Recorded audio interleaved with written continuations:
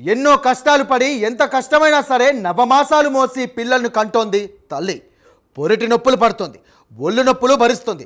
చంటి పిల్లవాడు పుట్టగానే అన్నిటినీ మర్చిపోయి తన ప్రపంచమే మారిపోయినట్టు, ఈ దునియాను జయించినట్టు సంతోషిస్తుంది. పిల్లలను ప్రేమగా ముడుతూ మురిసిపోతుంది. తన చేతి వేళ్ళని శిశువుకు అందిస్తూ లక్షలు సంపాదించినట్టు ఆనందిస్తుంది. కానీ కాస్త కష్టాలకే అంత అల్లారుముద్దుగా పెంచుకున్న పిల్లలను చంపేస్తారా? ఆ పసిపిల్లల ప్రాణాలు తీస్తారా? Let's watch this story. Nandyal జిల్లాలో దారుణం జరిగింది. లలితానగర్కు చెందిన ఉదయ్ కిరణ్కు ఎన్జీఓ కాలనీకి చెందిన మల్లికకు 7 సంవత్సరాల క్రితం వివాహం జరిగింది. వీరికి ఇషాన్ సాయి, పరిమిత అనే పిల్లలున్నారు. సాయికి 2 సంవత్సరాలు, పరిమితకు జస్ట్ 7 నెలలు మాత్రమే. అయితే ఈ భార్యాభర్తలకు కొన్ని సంవత్సరాల నుంచి గొడవలు జరుగుతూ ఉండేవి. ఏమైందో ఏమో కానీ సడన్ గా ఇంట్లోకి వెళ్లి తన 2 పిల్లలకు విషమిచ్చి తర్వాత తాను కూడా సూసైడ్ చేసుకుంది మల్లిక. పాప మా పిల్లలు జస్ట్ నిద్రిస్తున్నట్లు కనిపిస్తున్నారు. ఇంత చిన్న పిల్లలకు విషమిచ్చేటప్పుడు కనీసం ఆలోచించాల్సిన అవసరం లేదా? చిన్న పిల్లలు, కనీసం వారికి మంచి చెడు తెలియదు. ఎంతటి కష్టమొచ్చినా వారిని పెంచడం భారమా?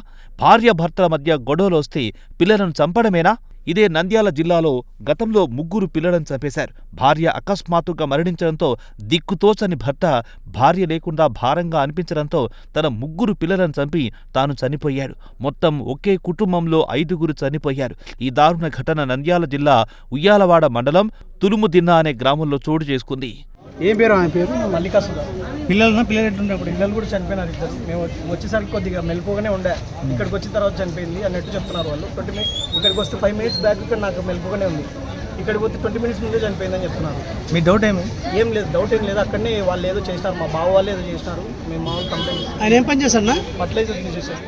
ఎంత కష్టం వచ్చినా, ఎన్ని ఇబ్బందులు వచ్చినా, పిల్లలు పుట్టిన తర్వాత వారిని హత్య చేయడం, తర్వాత ఆత్మహత్య, ఆ పిల్లలకు జన్మనిచ్చేది మీరే.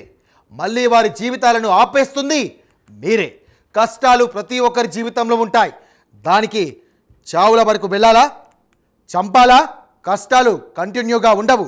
ఆ తర్వాత వచ్చే సంతోషాల కోసం వెయిట్ చేస్తూ పిల్లల్ని చూస్తూ భవిష్యత్తును ఊహించుకోలేరా? కష్టే ఫలి, ధైర్యమే సాహసం అని అన్నారు పెద్దలు. Be brave, be concern.